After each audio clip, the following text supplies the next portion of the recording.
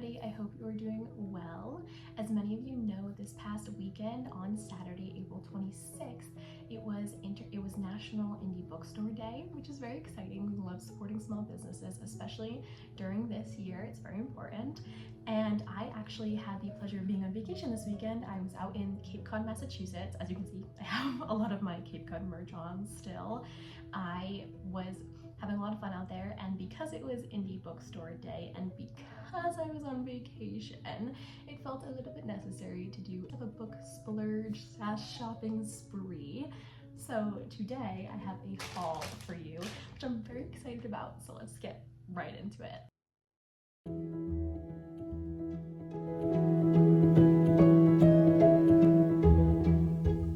Okay, so the very first bookstore that I went to this past weekend was Yellow Umbrella Books. They have new and used books, which we love.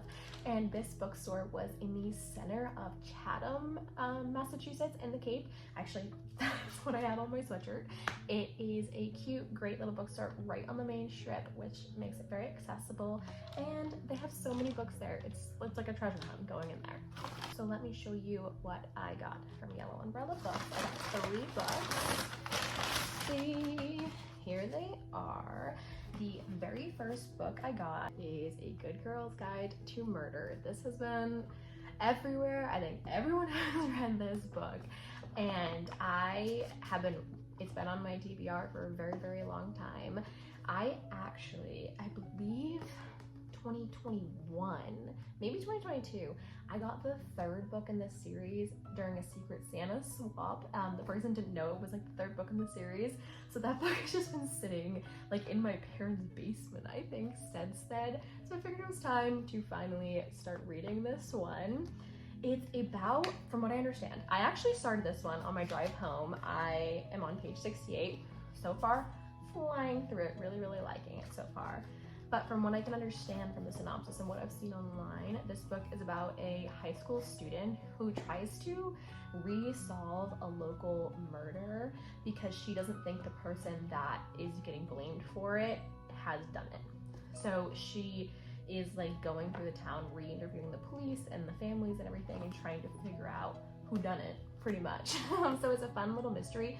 So far, not too scary, which I appreciate because I do not do good with scary mysteries. Okay, my second book that I got is Crying in H Mart by Michelle Zauner, which I'm very excited about. This book has been on my want to read list forever at this point, and luckily my book club decided to read it this month, so I finally had the excuse to bite the bullet, buy the book, and now I get to read it, and I'm so very excited. So pretty much this is a memoir about a woman who's kind of coping with her relationship with her identity, her relationship with her mother, etc., etc. I don't know a ton about it, but it sounds phenomenal. What I've heard is that it's a little bit heartbreaking, but I kind of love books that are heartbreaking, books that like make me feel very deeply, get me very excited. And I think this book is gonna be just that. So I'm super excited. And it's a memoir. And this year is the first year I've read a memoir. The first one I read was I'm Glad My Mom Died by Jeanette McCurdy. And I loved that book. So I'm hoping this one is just as good. And finally, from Yellow Umbrella Books, I got the short novella by Patrick Rothfuss, The Slow Regard of Silent Things. So this is a short novella in the King Killer Chronicle series. I have read The Name of the Wind and A Wise Man's Fear, I think 10 times at this point. I have also read the latest novella, the one, what's it called? The Lightning Tree, I believe. That one's about Bast, which is a character in the main 2 books that have already been written. This one is about Ari, who is also a character in the main 2 books already written.